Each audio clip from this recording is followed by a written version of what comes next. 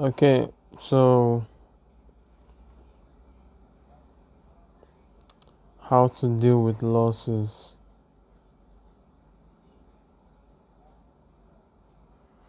Okay, so as we all know, trading has a lot of losing in it. But once you master skill, or once you are being able to master the skill, the losses they deplete and they begin to turn into wins, and also you begin to get, you know, on understanding. Once you begin to get an understanding of the market, you know, the losses start to shrink. So the way I see losses, um most times I feel like it's an avenue, right, for a person to improve. Okay, so sometimes we might have some setbacks, some challenges, or you know, some things that just get in our way, and you know, bad things could happen as they are unprecedented. But I try to like look at the bright side and be like, okay, what can I learn from this? Okay, like there was a time, like you know, sometimes in boarding school when if you are careless in boarding school, you will learn. Okay, so if you are careless in boarding school, obviously you will learn. And you know that time I was careless. You know, I'm not like I was very careless. So what did I do that made me careless? Okay, so sometimes I would not lock my locker. I'll leave it open. I'm gonna sleep until one day. You know, there's this period where provisions are surplus. You know, they just came for your visiting day, and you know, everywhere is rosy. Everywhere is filled with food. Food is just wasting anyhow. That kind of thing.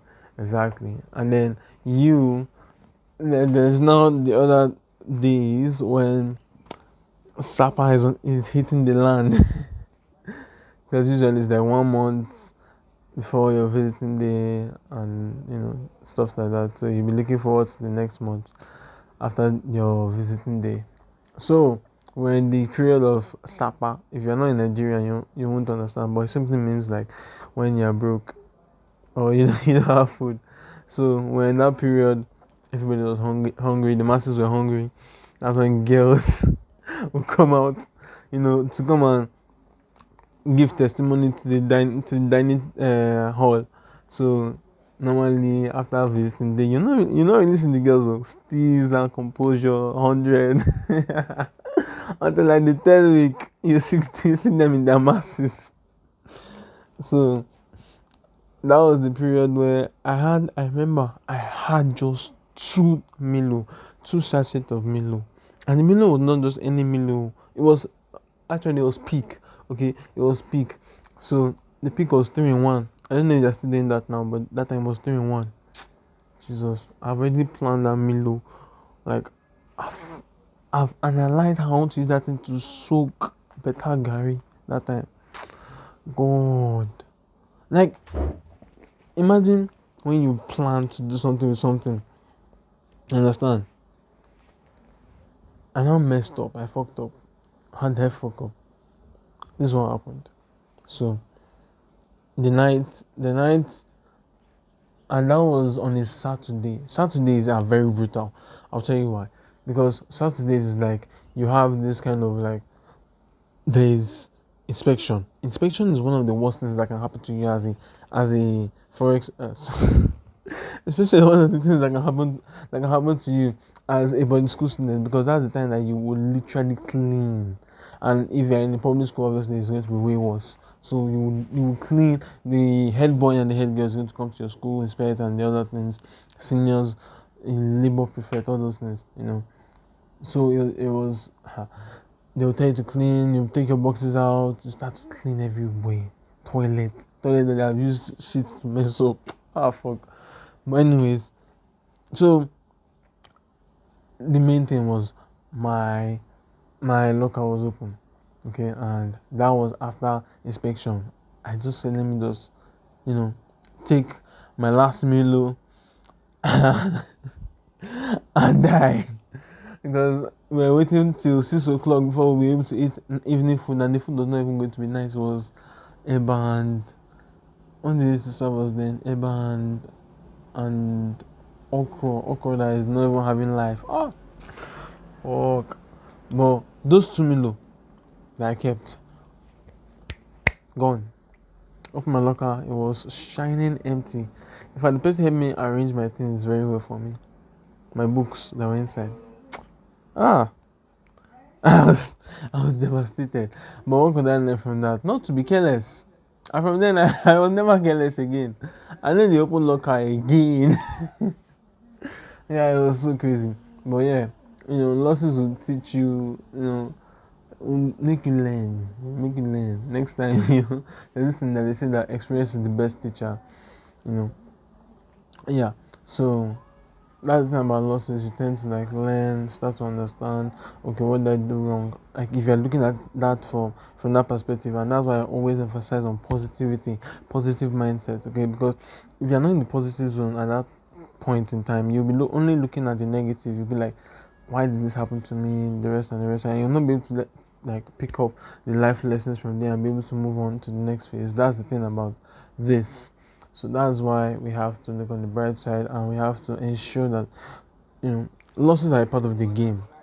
It's just part of the game. Like there is no trader that I've seen, alright, that makes money, and you know their strategy is 100% win rate.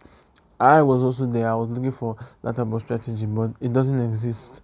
The strategy works, okay, but it's 100% that give you wins all the time. No, that's non-existent. Otherwise, you might just go and bet.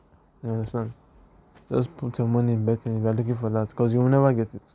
Okay, there's nothing like that. Alright, that doesn't exist. So, what I always, what we're actually looking for is that, okay, you have maybe a 60% win rate, you have a 70% win rate, okay, and that your wins try to always cover your losses. That is the main goal of the game. But that you say that you'll not lose, nah, you're going to definitely lose, because if you treat this as a business, like you have to treat this as a business. So you think of it like a business that is growing. Obviously, it not go up once. When it's not magic, it will be up, down, up, down, up, down. Okay, before it starts to gain their balance and then start to move uh exponentially, or start to move higher and higher. You understand? So, and also when you have when you have when you're able to execute with confidence in your strategy, all right, it's a whole game changer. But the essence of this video is, dealing with losses. And I'm going to talk about also how to deal with wins, because we don't want to also be too, you know, overconfident in the game, because that could also wreck our perception ability. That could also wreck our ability to not over leverage in the market, and over trade also, because of that high confidence. All right. So, but losses are a part of the game, and if you say that you want to be in this place and you won't make losses, yeah, you could just like quit forex and just go and bet. I'll give you like a roulette to go and play, like Las Vegas, that kind of shit. Place your bets on red, like take it from me, red or black with like 42 or 24. Either of those ones. Or you could. Why am I even going too far? Sporty bet. Sporty bet is there for you. Come on. Go and bet. Arsenal versus Man U. That kind of thing. Sure odds. I don't even know how they call it. 2-1. Anyways. But yeah, that's just it. So, you have to be real with this shit. Losses are a part of the game. It's a part of life, is a part of the game. You know, even in life, you lose some things. Like when I lost my phone, I'm mad. I'm mad. But it taught me how to be disciplined. Taught me how to, you know, uh, how to, you know, a lot of things actually. So, in fact, that experience was not funny. That experience too was not funny. Guy, like, guy, like, there's some things that you have to go outside to go and experience. Like, go outside, go and learn the ways of the streets for real. Because you will not learn that, okay, life is not just all good, there are some ups and downs. And that day was a Sunday. I went to church. The holy man that I am, okay, I'm not that holy, but the holy man that I am, I went to church to praise my God. And that's when they moved my phone. Oh, you know, but, sure. Anyhow, hopefully you guys are able to take out some lessons from this and my, that's my opinion, anyways, you know. But yeah, this is Simply Forex, and I'll see you guys in the next one. Thank you. Oh, we're also going to look at Other Vlogs Part 2, so stay tuned for that one. I'll be expecting your ass over there. Alright?